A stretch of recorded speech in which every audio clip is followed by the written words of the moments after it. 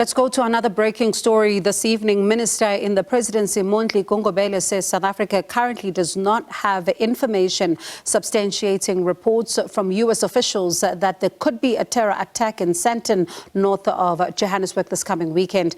Now, in an alert released by the U.S. Embassy, the U.S. government says it has received information that terrorists may be planning to conduct an attack targeting large gatherings of people at an unspecified location in the greater Sandton area. This, of course, they're saying could happen on Saturday. Let's now speak to Martin Ewi, Regional Coordinator from the Institute of Security Studies. Thank you so much for your time, Martin, this evening. How seriously should government and South Africans be taking this?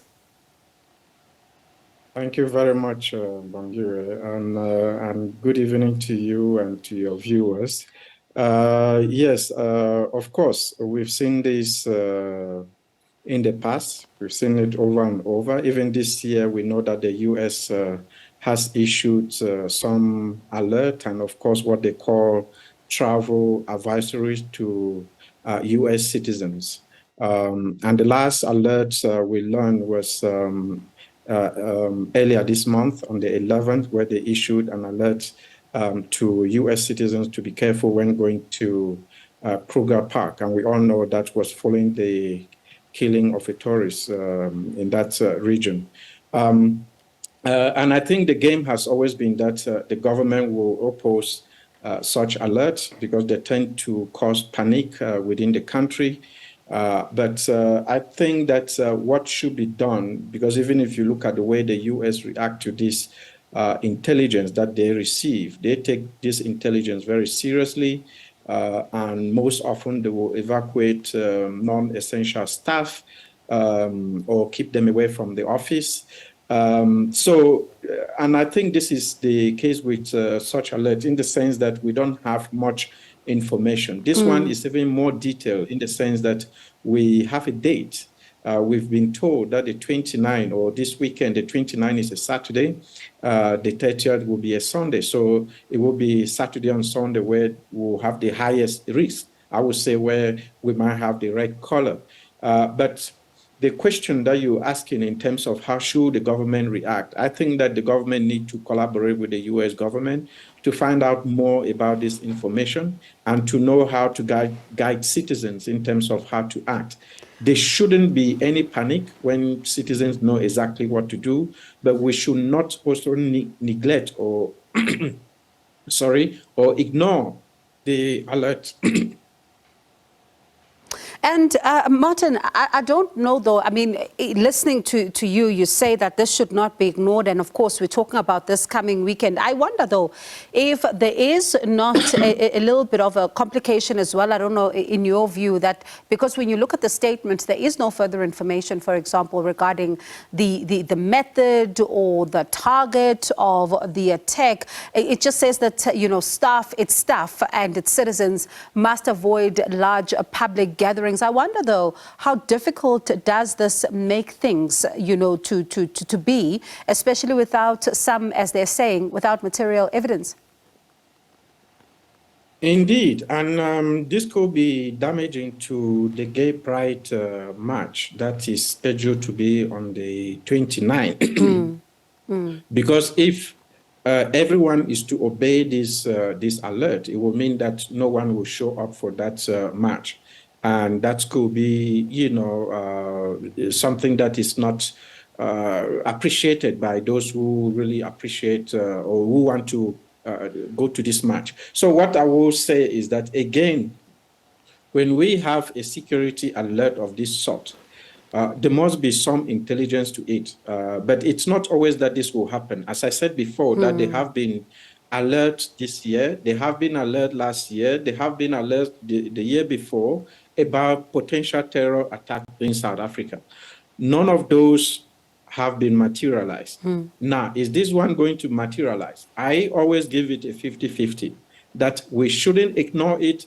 We should act as if it might happen, but without any panic, just to take the necessary precautionary measures to make sure that if there is anything, we'll minimize the damage or the the effect, the impact on the society. And I think that's what we should be aiming at. Indeed, there is no details, and this has always been the problem with this kind of alert, that you just hear that sometimes there's going to be an attack. You are not even told which city where this attack is going to take place. For this particular case, we have more information in terms of where it is going to happen and the date that it is going to happen. So we could take the necessary measures to be able to protect people in the event that it happens. But we could also actually act in a way that we can prevent this from happening. So, and I'm going to get to that in just a moment, but there were warnings that were issued in Abuja as well, as we saw, you know, just recently. Now this, do you think there's a link here, or should we view these in isolation?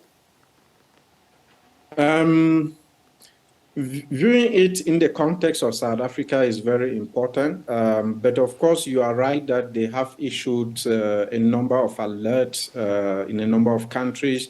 If we were to look at this month alone, there have been so many alerts. Mali has received its own fair share. Côte d'Ivoire has received its own fair share. Senegal, Nigeria, you just mentioned. So we have quite a number of countries that have received alert.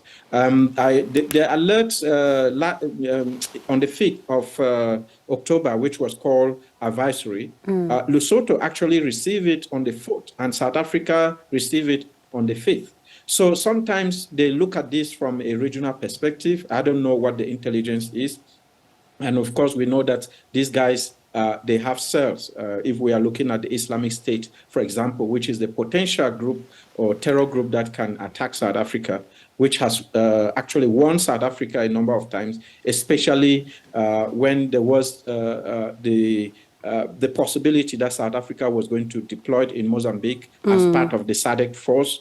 The Islamic State came out to warn that, you know, any South African involvement will be met with some serious attacks and so on.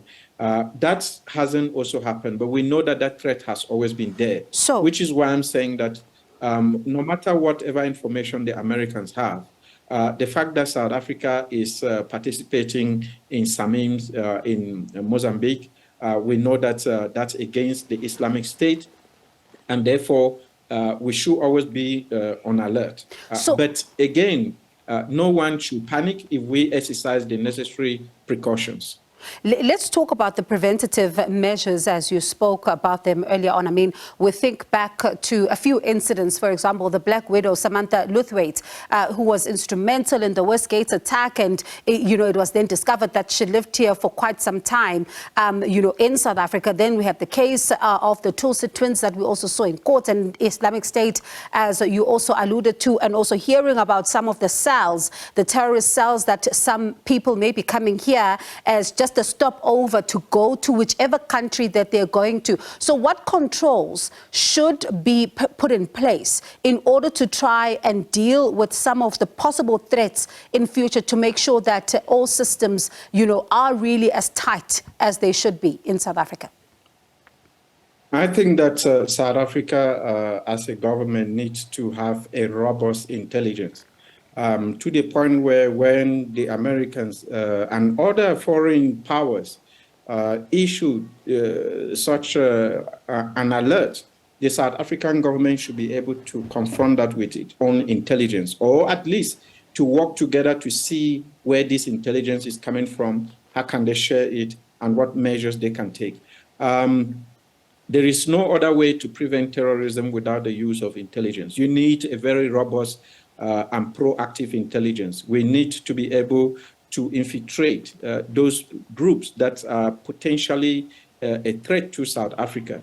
And therefore, I will even say that what is going on in Mozambique, South Africa should be fully involved. The South Africa intelligence should be fully alert.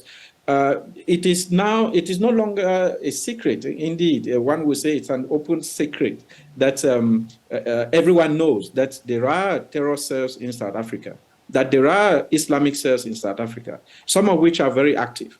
We've uncovered some of them, those that are mobilizing resources, including financial resources for the group. And therefore, any of these cells could be activated for an attack.